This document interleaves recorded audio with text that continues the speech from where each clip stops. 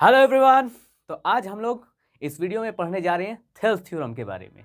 Proof करेंगे Thales theorem को, जो कि ट्रायंगल चैप्टर का एक बहुत ही इंपॉर्टेंट थ्योरम है। क्योंकि अगर अब के पोर्शन को देखा जाए तो ट्रायंगल चैप्टर से मेनली दो थ्योरम ही है जो सबसे ज़्यादा इंपॉर्टेंस रखता है और एग्जाम में आने का बहुत ज़्यादा चांसेस है, जिसमें से एक है थेल्स थ्योरम और दूसरा है कन्वर्स ऑफ थेल्स थ्योरम। तो इस वीडियो में हम लोग पहले थेल्स थ्योरम को प्रूफ करने के लिए जा रहे हैं। तो चलिए शुरू करते हैं। क्या है थेल्स थ्योरम? तो क्या कहता है थेल्स थ्योरम? थेल्स थ्योरम का स्टेटमेंट है, if a line is drawn parallel to one side of a triangle to intersect the other two side. क्या बोल रहा है?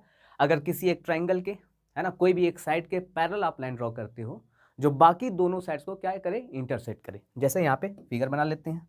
जैसे एक ट्राइंगल है ना, इस ट्राइंगल में क्या करें, कोई भी एक साइड के पैरेलल एक लाइन आपको ड्रॉ करना है जो कि अदर टू साइड्स को इंटरसेक्ट करेगा। जैसे यहाँ पे ये ड्रॉ कर लिया हम लोग, ठीक है। देखिए ये लाइन हम लोग इस तरीके से ड्रॉ किए कि ये दोनों पैरेलल हैं और ये अदर टू साइड्स को क्या कर रहा है, इंटरसेक्ट कर रहा है। तो फिर क्या कहता है, then the other two sides are divided in the same ratio. तो ये जो दोनों साइड है ना, इस लाइन की वजह से सेम रेशियो में डिवाइड हो जाता है। ये आपको प्रूफ करना है। ये कहता है थेल्स थ्योरम। समझिए बात को। जैसे अगर ये ए है, ये बी है और ये सी है, ठीक है। बीसी के पैरेलल एक लाइन हम लोग ड्रॉ किए, है ना, जो कि ए बी और ए सी को क्या कर रहा है, इंटरसेक्ट कर रहा है। तो आपको प्रूफ करना है ये जो ए बी और ए सी है इस लाइन के वजह से बराबर रेशियो में क्या हो जा रहा है, डिवाइड हो जा रहा है। यहाँ नेमिंग कर देते हैं डी एंड ई। चलिए, तो सबसे पहले जब भी थ्योरम्स प्रूफ करना होता है तो क्या करना होता है, गिवन लिखना है। देन आपको टू प्रूव, क्या प्रूफ करना है। देन आपको अगर कोई कंस्ट्रक्शन का स्टेप है तो कंस्ट्रक्शन लेना चाहिए, फिर प्रूफ स्टार्ट करेंगे। तो चलिए सबसे पहले गिवन लिख लेते हैं। तो गिवन क्या है यहाँ पे? गिवन अगर देखा जाए तो सिर्फ क्या गिवन हम लोग के पास कि डी और बी सी पैरेलल है, means D E is parallel to B C. Proof क्या करना है? टू प्रूव कह रहा है ये जो डी लाइन है ये ए बी और ए सी को इक्वल रेशियो में डिवाइड कर रहा है। Means A D upon D B and A E upon E C क्या होगा, बराबर होगा। A D upon D B equals to A E upon E C. अब प्रूफ कैसे करेंगे उस पर ध्यान दीजिए। तो प्रूफ करने के लिए ना पहले कुछ कंस्ट्रक्शन करना होगा। क्या कर रहे हैं कंस्ट्रक्शन में? यहाँ पे ना हम लोग जो है ई जो पॉइंट है यहाँ से एक लाइन ड्रॉ कर रहे हैं जो कि परपेंडिकुलर होगा ए बी पे, ठीक है, जो कि परपेंडिकुलर होगा ए बी पे। और डी से एक लाइन ड्रॉ कर रहे हैं जो कि परपेंडिकुलर होगा किस पे, ए सी पे। ओके, परपेंडिकुलर होगा ए सी पे, ठीक है ना। तो ठीक कर लेते हैं।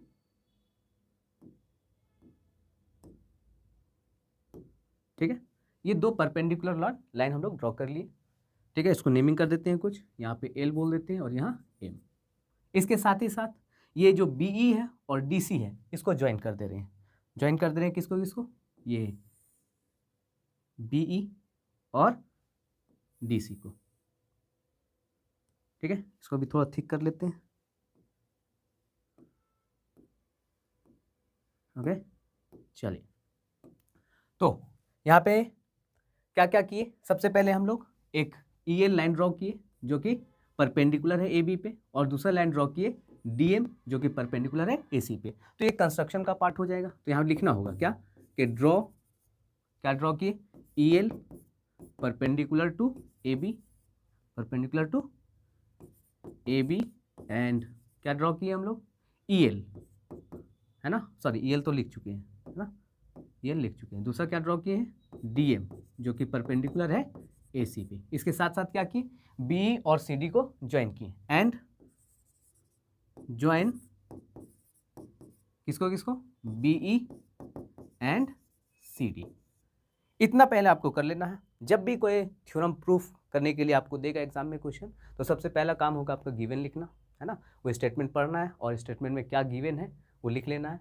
फिर क्या प्रूफ करना है उसको लिख लेना है। देन अगर कोई कंस्ट्रक्शन का स्टेप है ना, कुछ कंस्ट्रक्ट करना पड़ रहा है जैसे यहाँ पे किए, आपको कंस्ट्रक्शन लिख लेना है, ठीक है। तो चलिए अब प्रूफ करते हैं थेल्स थ्योरम को कि कैसे प्रूफ किया जाता है।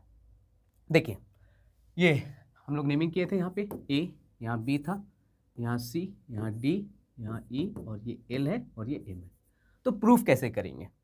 प्रूफ करने के लिए ना हम लोग सबसे पहले फॉर्मूला यूज़ करेंगे एरिया का और एरिया ऑफ ट्राइंगल का। एरिया ऑफ ट्राइंगल का फॉर्मूला आपको याद होगा क्या होता है, half into base into height. अगर कोई ट्राइंगल है ना, और ये इस पे परपेंडिकुलर है, तो अगर इसका एरिया निकालना होगा तो क्या करेंगे, half into base into height, ये एरिया ऑफ ट्रायंगल का फॉर्म होता है। कुछ यही सब हम लोग यहाँ पे इस्तेमाल करने वाले हैं, है ना, प्रूफ के लिए।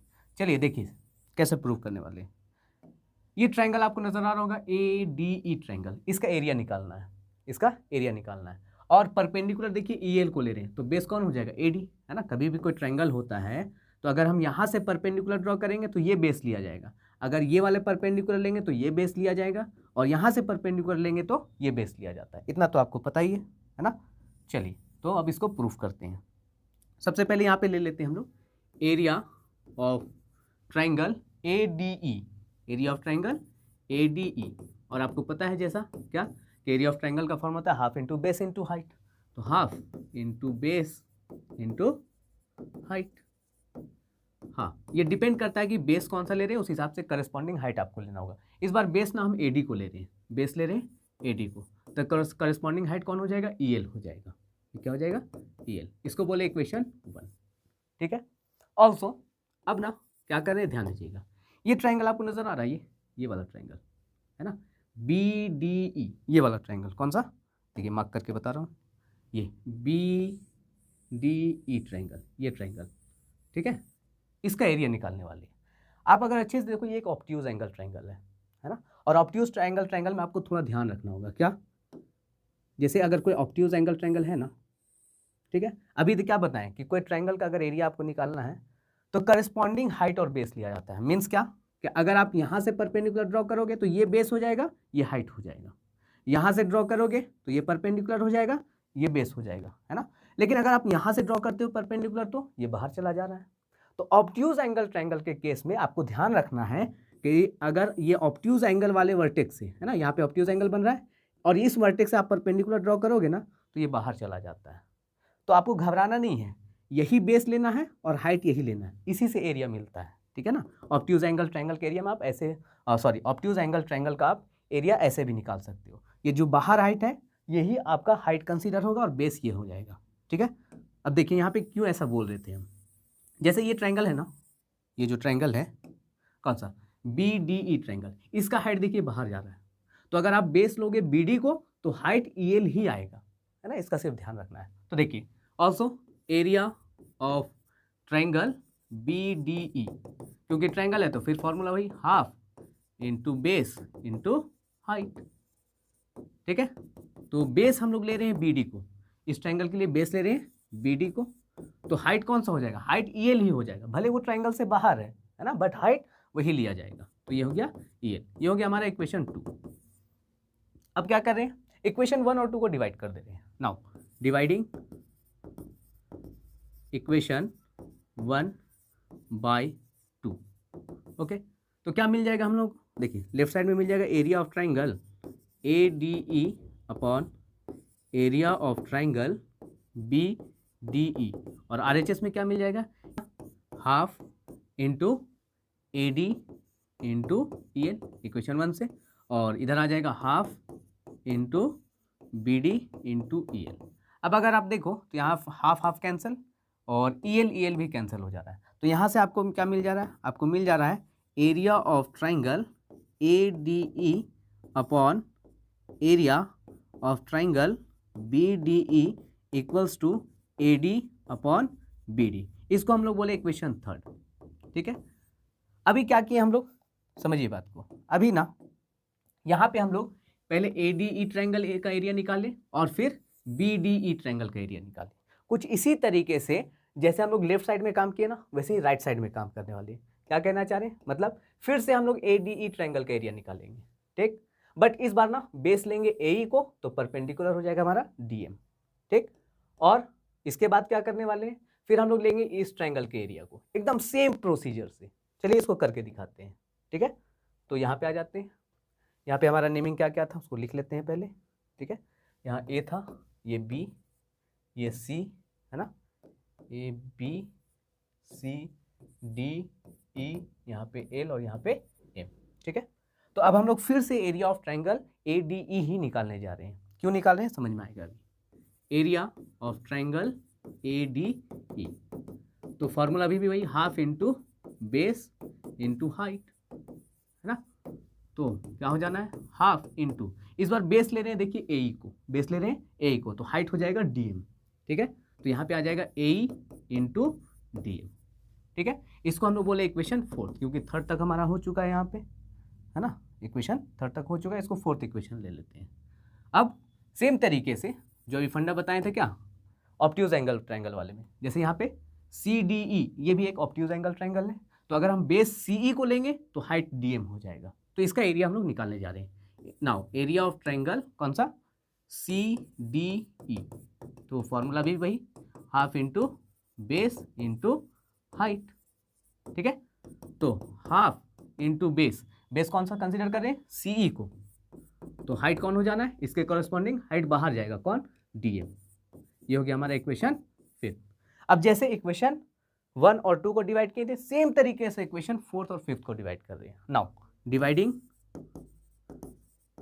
इक्वेशन 4, है ना, इक्वेशन 4 बाय 5, तो एलएचएस में क्या मिलेगा, एलएचएस में देखिए हम लोग को मिल जाएगा area of triangle A D E upon area of triangle C D, है ना, और आरएचएस में ऐसा कुछ मिल जाएगा, half into A into D M upon half into C E into D M, है ना, इंटू डी एम। अब यहाँ पे भी अगर आप देखो तो ये हाफ हाफ कैंसिल हो जाएगा, यहाँ से डी एम कैंसिल हो जाएगा, और फाइनली हम लोग को जो मिलेगा वो मिलेगा कुछ ऐसा, area of triangle A D E upon area of triangle C D E equals to A upon C, इसको हम लोग बोलते थे इक्वेशन 6। अब यहाँ पे इक्वेशन 3rd और 6 को कुछ कंपेयर करेंगे हम लोग, ये जो थर्ड आया ना हमारे पास, इक्वेशन 3rd और ये इक्वेशन 6, लेकिन इससे पहले आपको थोड़ा सा एक क्लास 9 का जो है टॉपिक जानना होगा, वो थोड़ा बता देते हैं आपको। तो वो कंसेप्ट क्या है, समझिए बात को।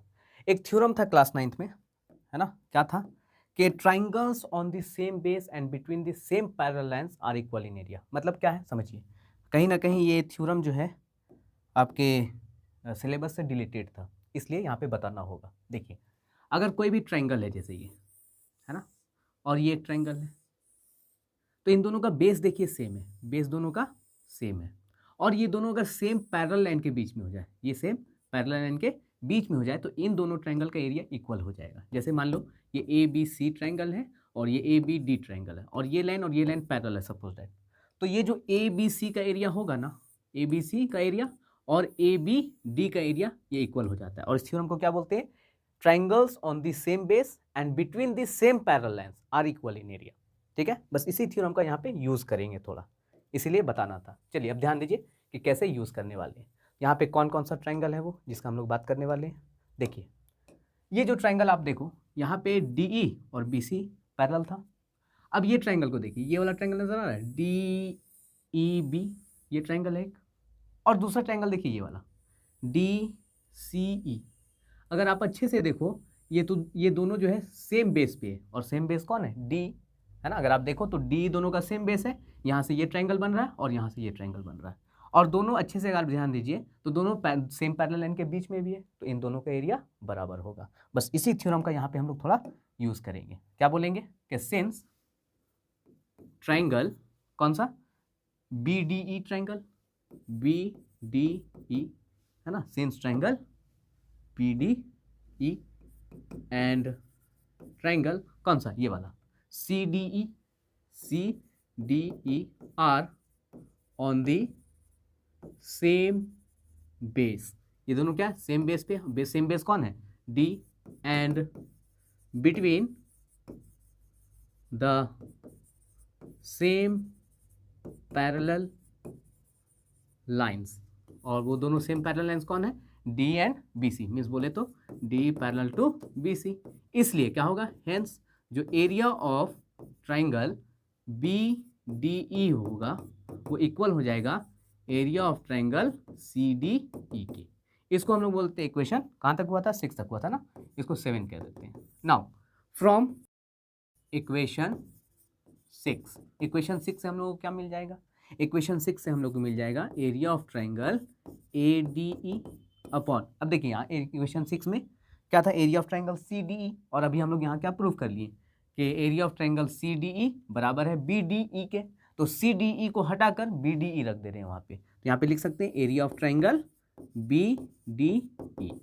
और RHS में क्या है, यहाँ पे है AE अपॉन C, RHS में है AE अपॉन C, तो एज इट इज रह जाएगा AE अपॉन CE। ये हो गया हमारा इक्वेशन 8, ये हो गया इक्वेशन 8। अब ये सारा काम किए क्यों, दरअसल इक्वेशन 3 और 8 को अब आप अगर आप देखो तो क्या मिलता है। देखिए इक्वेशन 3 हमारे पास क्या था, इक्वेशन 3 में था area of triangle ADE upon area of triangle BD, किसके बराबर था, AD अपॉन BD। और इक्वेशन 8 में क्या है, इक्वेशन 8 में हमारे पास भी क्या मिल जा रहा है, देखिए इक्वेशन 8 में भी है area of triangle ADE upon area of triangle BD equals to AE upon C। Means equation 3 का LHS और इक्वेशन 8 का LHS बराबर है, तो RHS भी बराबर हो जाएगा। तो यहाँ लिख सकते हैं हेंस क्या, कि from equation 3 and 8 we get, क्या मिलेगा हम लोगों को, कि AE upon CE equals to AD upon DB, यानी कि BD है ना, AD अपॉन BD और AE अपॉन C दोनों इक्वल हो गया, यही प्रूफ करना था। तो यहाँ पे हमारा थेल्स थ्योरम प्रूफ हुआ। चलिए कंप्लीट हो गया, बाकी नेक्स्ट वीडियो में हम लोग पढ़ेंगे कन्वर्स ऑफ थेल्स थ्योरम।